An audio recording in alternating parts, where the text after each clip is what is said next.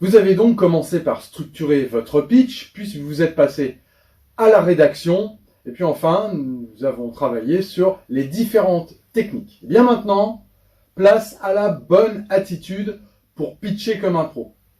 Adoptez la bonne posture physique et mentale pour asseoir votre légitimité et sachez créer le bon impact. Quelle attitude adopter pour la présentation de votre pitch? Une fois le contenu et la structure du pitch clairement définis, ce que vous avez fait donc au préalable, eh bien il reste à travailler votre communication orale sans faire l'impasse sur votre langage corporel.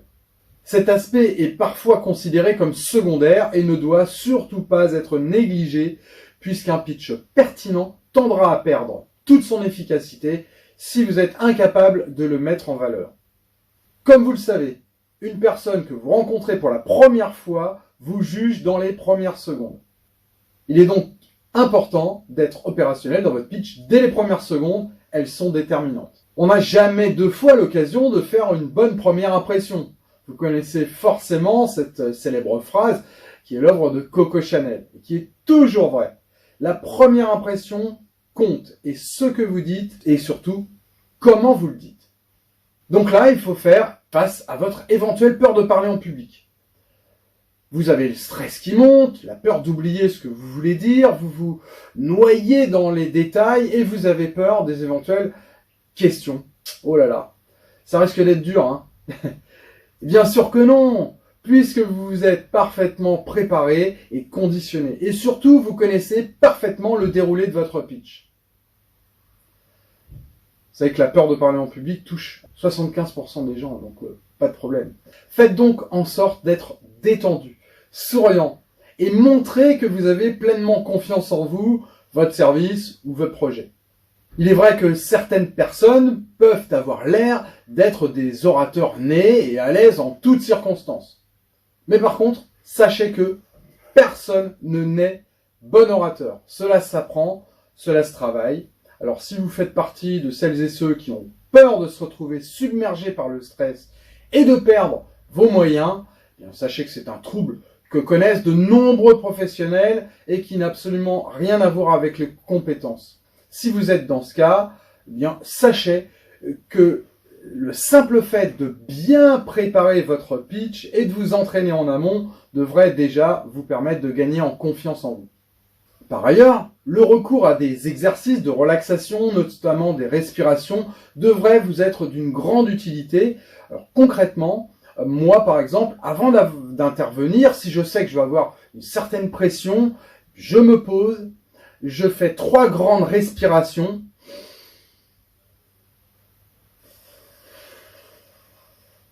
Comme ça, 3 fois, en vidant bien mes poumons. Franchement, je peux vous dire que c'est très efficace pour évacuer le stress, alors n'hésitez pas à vous y essayer.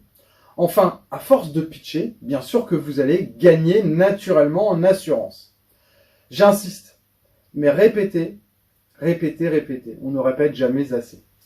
Cependant, il ne faut pas prendre par cœur votre pitch, non, parce que vous allez tomber dans la récitation et puis vous allez risquer de perdre tout simplement votre auditoire dès les premières secondes. Donc, soyez spontané. Attention également aux gestes parasites. Contrôlez votre gestuelle. On ne sait jamais trop quoi faire de ses mains. Voilà. Utilisez-les. Filmez-vous, tiens, ça c'est un conseil, pour que vous puissiez repérer les gestes qui n'apportent rien. Et puis on s'en rend vraiment compte quand on passe le film, notamment en accéléré. Trouvez votre ancrage au sol, ça c'est capital. Les pieds posés, parallèles à vos épaules, et puis surtout ne vous balancez pas d'un pied d'avant en arrière, ça c'est vraiment très désagréable, et il faut être stable. L'ancrage va vous éviter justement cette petite danse qui vous dessert. Elle fausse l'image de confiance en vous que vous construisez justement avec vos mots, votre voix et vos gestes. Pas de secret. Il faut s'entraîner donc, seul. Allez, ça peut être devant un miroir, mais surtout devant des gens bienveillants pour avoir une confiance en vous. Et vous savez de quoi vous parlez, vous savez ce que vous voulez dire, donc il n'y a plus qu'à. Attention bien sûr aux éventuels tics de langage. Ah oui, ces petits mots qui n'apportent absolument rien et qu'on a tendance à ajouter, et surtout qu'on n'identifie jamais chez soi-même. Par contre, on les repère directement chez les autres. Et voilà, en fait, les donc, du coup, et les C'est terrible. Avouez que l'on n'entend plus qu'eux au bout d'un moment. Donc, ces tics de langage. Pour les empêcher, il faut travailler les silences. Il faut d'ailleurs les remplacer justement par certains silences. Cela va devenir un automatisme au fur et à mesure. Bien sûr que cela prendra un petit peu de temps, mais votre parole gagnera en impact. Il ne faut pas négliger le rythme, qui ne doit pas être du style récitation monotone, comme on récite un texte. Il faut insister sur l'intonation, ce qu'on appelle la prosodie, mettre les accents toniques sur les mots importants, et donc jouer avec les silences. Voici donc les clés essentielles pour ne pas être monotone dans votre pitch. Utilisez tout votre corps quand vous pitchez, la posture ouverte, la gestuelle des mains, utilisez l'espace disponible sans pour autant gesticuler et transmettre votre enthousiasme à travers votre regard. Ça, c'est important. Variez aussi les tons de votre voix, le rythme et l'articulation, bien sûr. Et surtout, souriez. Vous êtes content? C'est votre conviction. Alors mettez-en de la conviction pour engager votre public, pour être certain qu'après votre présentation, bien la personne va vous demander votre carte de visite ou mieux directement un rendez-vous. Et là, c'est gagné. C'est bien là le but du pitch. N'oubliez pas, ça sert à rien de se mettre la pression.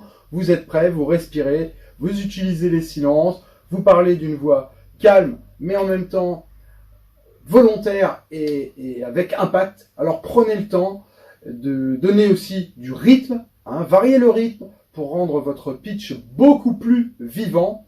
Et puis n'oubliez pas d'articuler. L'essentiel, c'est d'être entendu, mais surtout compris. Chaque rencontre, et oui, est une opportunité. Alors apprenez à adapter votre style à tous les types d'interlocuteurs. Enfin, si vous voulez une belle cerise sur le gâteau, travaillez votre langage, les figures de style, les jeux de mots, même votre théâtralité, un vocabulaire élevé, avec des mots aux sonorités agréables, une gestuelle attrayante, peuvent être les détails qui changent absolument tout. Si vous obtenez un compliment de l'autre sur votre façon de parler, ou même arrivez à le faire simplement sourire, ce sera un signe de succès. N'oubliez jamais votre but. Faire que votre interlocuteur s'intéresse à vous et se rappelle de vous, et puis demande à vous revoir par exemple. Vous venez donc d'assister à l'intégralité de la formation. Il reste bien sûr une dernière vidéo, la vidéo numéro 10. Je vous donne rendez-vous. À tout de suite.